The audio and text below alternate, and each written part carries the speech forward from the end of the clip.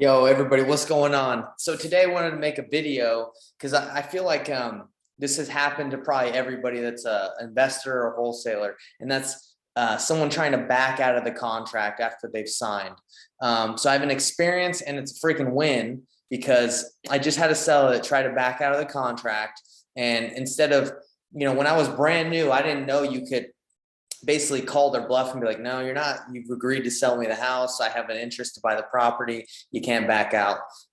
So I didn't know that when I first started. And, I lost the deal when I was brand new. The seller signed, and then, 30 minutes later, he's like, oh, you know what? My wife doesn't want me to sign, so we're not going to sell. And then, 2 weeks later, I saw that the house had been sold, and, it wasn't actually 2 weeks later. It was like, I actually found the house on the MLS flipped. And so obviously he sold it, someone flipped it. So at that point I was like, dude, I'm not going to back down. If a seller legitimately wants to sell and then they decide to change their mind, they're usually not trying to back out because they want to stay there. They're usually trying to back out because they got a better offer. So I had this experience where I had a seller. I was talking to him and he was like, look, I want to sell my house. I need to close in 2 weeks and I need you a sure thing. So he made me take out my due diligence clause in the agreement and my inspection. And he said, hey, I just need you to buy this. You can't back out. So I was like, okay, I already have, I told him straight up, hey, I'm going to sign this one to a buyer that I know in the area, but I'm willing to pay this. And it's a done deal because I already talked to them and they were ready to buy it. So, there was no need to have a walkthrough or whatever. They wanted the house. So I took out my due diligence period and the inspection clause and everything. And I put in the terms, seller is assigning, buyer in this contract is assigning contract to this specific LLC. That's how I was able to assign it to them. So the seller was totally fine with it. He was like, let's go. We had 2 weeks to close and we were ready to do it. 2 days before close, he calls me and he tells me that he's deciding to keep the house. They've decided to keep it. They don't want to sell anymore. And I'm like, 2 days before the close, when you tell me to took the inspection and the due diligence period out, there's no way. You're obviously got a better offer. So I actually have the call recorded because on our CRM, we record all our calls and it's compliant. So check out this phone call so you guys can kind of hear how I talked to the seller and told him, hey, this doesn't fly. You don't tell us that you're going to want us to sell a house and then 2 days before decide you just don't want to sell anymore. And I'll tell you what ended up happening, but let's hear how it went. Christopher. Yeah. Hey, Derek. Sorry. Hopefully we have a better signal this time. Yeah, I barely got 5 minutes. What's up? Yeah. So what blindsided you? That it just I think as it hit. So this call started earlier, but then it hung up and I called him back. He's like, yeah, I just blindsided us that the close was coming this quick and we're just not ready. Okay. My mom hey mom, we're closing on Friday, that house, etc. I think that's the problem that I'm dealing with right now. And then there's just some other issues that have come up where we're like, we're not sure that we want to close on Friday or that we want to sell even at all at this moment. Come on, man. And so that's unfortunate, but I would like to just pursue, release. And again, my apologies, but and I want to try to be fair. I understand, you guys certainly have paid for a title search and a lien search and all this other stuff. I think it's only fair that I try to reimburse you to the extent that that's reasonable and makes sense. But that's so it's not that you got a better offer. It's not that you got a better offer. You're trying to sell to someone else. Not that I'm aware of. So first thing you want to address is, hey, is really the issue that you got a better offer or you're trying to sell to anyone else? I literally just asked him and called it out because that's usually the main problem. Now he's not. He says it's not. I don't think he's being honest about it. No.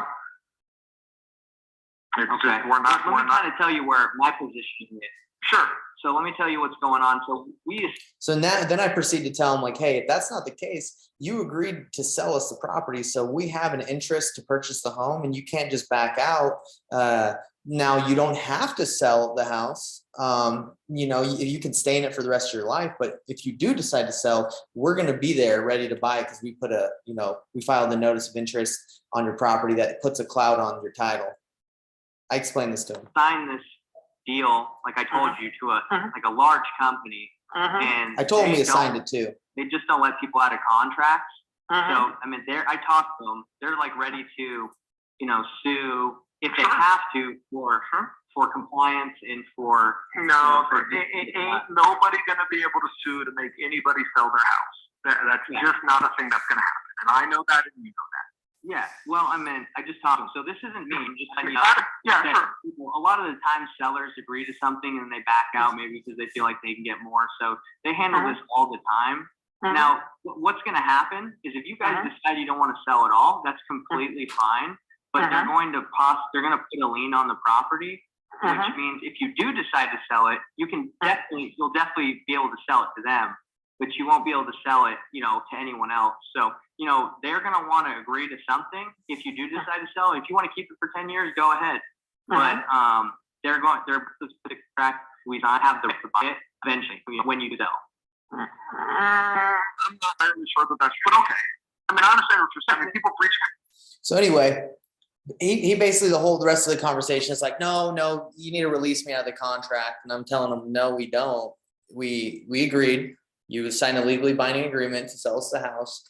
Now, if you don't want to sell it all, go ahead and keep it. We'll be ready to buy it when you are, because we signed an agreement.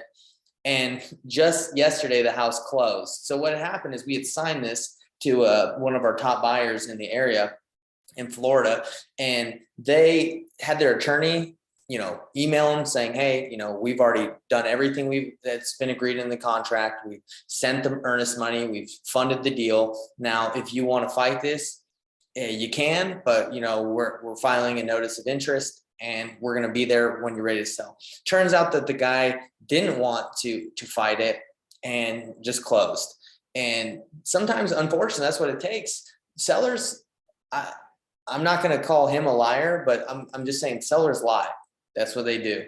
A lot of them lie. They're going to tell you, oh no, I want to stay here. And then, like I just told you on the first deal I did, the guy ends up selling to another wholesaler, probably for like $1,000 more, something stupid that if we were just have an open and honest conversation, we might have been able to give him a little bit more. But anyway, I wanted you guys to see how I handled that situation, because it happens a lot. And it's, if someone signs an agreement to sell you their house, you don't need to release them out of the contract. Sure, you can stay there, but you agreed to sell it to me. So when you are ready to sell, I'll be ready. And then, by you just calling them out on that, and if there's a better offer, 90% of the time it goes through. And that's been our experience. So I don't let people out if they agree to sell, especially if I've already put my earnest money down, done my due diligence, and it's 2 days before it closes. People don't just change their minds when they want you to close that quickly. So hope this content was useful to you guys, to let you know that, you do have a way to protect your rights to buy the house, because, that's why we have contracts in real estate. And, just don't give up. Don't let a seller lie or, bully you. You have the right to buy their home if they sign. And, if you're ready to perform. And the great thing about this situation is I told him straight up, like, I'm the middleman. I'm going to wholesale this property to one of my business partners in the area. And he was completely fine with it. He knew what was going on. So when I had that conversation with him, I said, hey, this is kind of out of my hands. They're willing to, pursue this and sue for, compliance and sue for performance. So you perform according to the agreement that you agreed on. So anyway, guys, understand that, this business is a roller coaster, and, sometimes, things aren't going to go as expected, but you have to know, you have to understand, how you can overcome these objections. And like I said, he said he didn't want to sell, but then he signs the next day. He obviously had a better offer and he knew he wasn't going to get out of it. So he just took the offer that we agreed on. So, hey guys, let's freaking get some deals. Believe in yourself. Don't take crap from anybody. And, we're helping people, because I did exactly what I agreed on. He probably just got a couple $1,000s more. I might have been able to give him a little bit more if he was open about it. But anyway, hey guys, let's go get it. And, have a good day. Bye.